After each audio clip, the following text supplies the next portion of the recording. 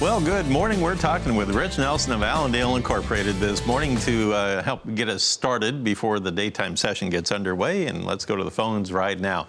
Rich, thank you for joining us. I trust you had a good Thanksgiving weekend holiday. Certainly did.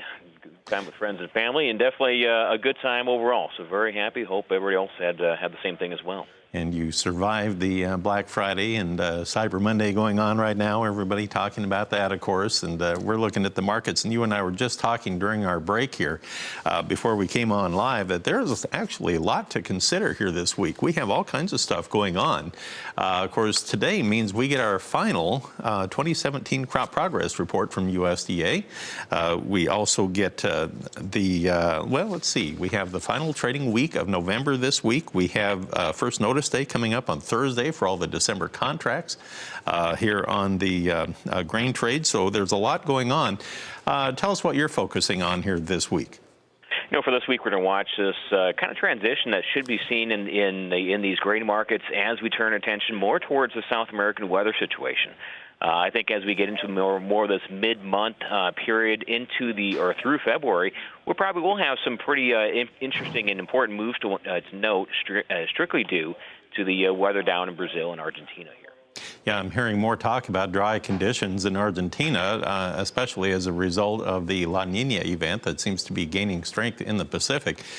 So talk to me about that. That's the same thing that's impacting our southern plains, where Tim Ross was just talking about the impact that it's having on our winter wheat in the southern plains there. That definitely is something that we can't ignore. And a lot of people have pointed out that Brazil, which was wet starting out, now sees some week 1, week 2 forecasts, which are maybe kind of interesting here. Now, as far as week 1 forecast, the next 7 days, we will see rains of up to about, in many cases, up to about 1.5 to 1.8 inches for the top state of Cordoba. However, for this week number 2 forecast, rains will be dropping to only about up to an inch for Cordoba, and actually below normal for many other areas, Buenos Aires and Santa Fe, number 2 and number 3 producers. So this will add maybe a slight tone of support here for today's discussion, and also this week as well.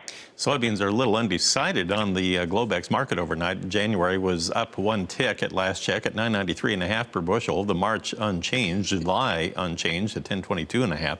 So it's not real sure which way to go. It had been about a penny firmer when I came into work this morning. On the corn market, it was a touch weaker overnight. We have the December down a penny and a quarter at 341 per bushel. July down 1.5 at 369 3/4.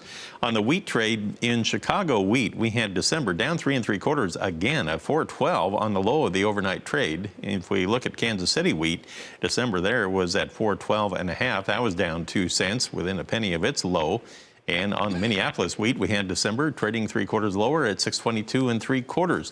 So on this wheat market action here, you know, we talk about the dry conditions in the southern plains, but yet we're trolling the bottom of the barrel here in the prices here, Rich. Exactly right. We still have this overhang from last year's pricing situation, and I think a lot of people have realized throughout the years that weather just before the winter dormancy hits often does not have a major determinant as far as yield issues. Oftentimes, people point out that the rains in March and April are probably more important for us to monitor. So, concern here for us yet, but maybe not a time to have a real panic here yet. All right, well, Rich, we'll come back here in just a moment, and we'll see how we may start out here in the livestock trade. We have a split decision going into the weekend on the cattle. We'll get Rich's thoughts on that when we come back.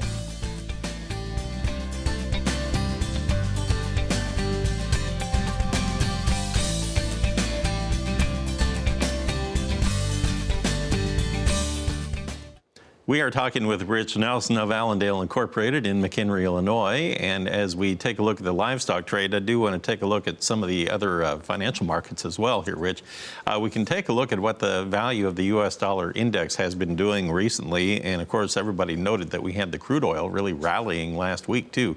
Dollar index values, the December futures down 230 points at 92.470. So that had slid quite a ways here from what it was about a week ago. Meanwhile, on the crude oil trade, let's take a peek at West Texas crude. Well, we had January down 54 cents overnight at 58.41 per barrel, so it backed up a little bit, but it is still up there above that $58 level. It got within 1 penny of 59 bucks. Rich, as we head toward the end of the year, this is the prime time when a lot of folks like to lock in their diesel fuel purchases for the upcoming year for tax reasons. But what do you tell them these days when you had a rally in the oil market like this? And that's actually a great discussion point here. So rising energy prices, we're not seeing it carried over on the grain side here, but a lot of farmers, like you did mention, want to lock in something here. So a lot of people may be looking at maybe some price contracts through the local dealer. As far as the futures and options, might be a little large contract size for an individual farmer to look at, but certainly from the local dealer, a lot of people might be locking up maybe the next 6 months' needs here. Okay, talk to me about what happened in the cattle trade here. As we headed out for the weekend on that holiday shortened trading week last week, we had live cattle under pressure, but we had feeder cattle gaining at the end of Friday's session. And then we had the lean hogs actually gapping higher on Friday. Tell me what happened there.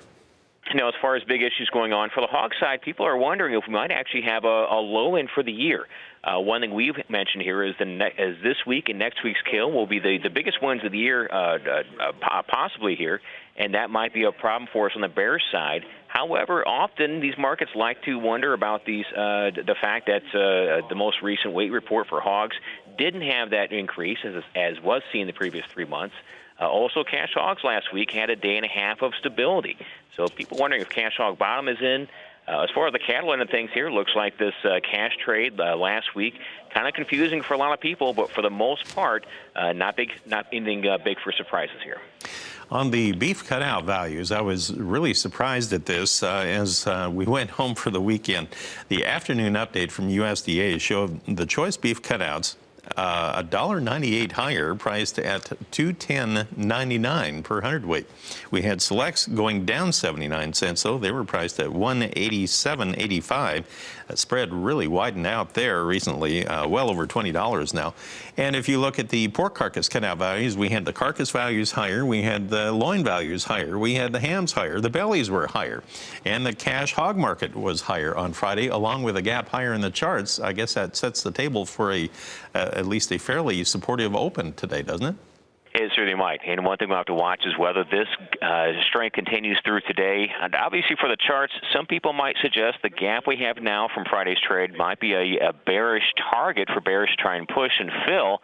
But bottom line, like you mentioned, we are seeing some surprising enthusiasm for the hog market right now. All right, well, Rich, thanks for helping us get started today. We look forward to the markets opening up here at the bottom of the hour. Appreciate it very much. Rich Nelson of Allendale Incorporated.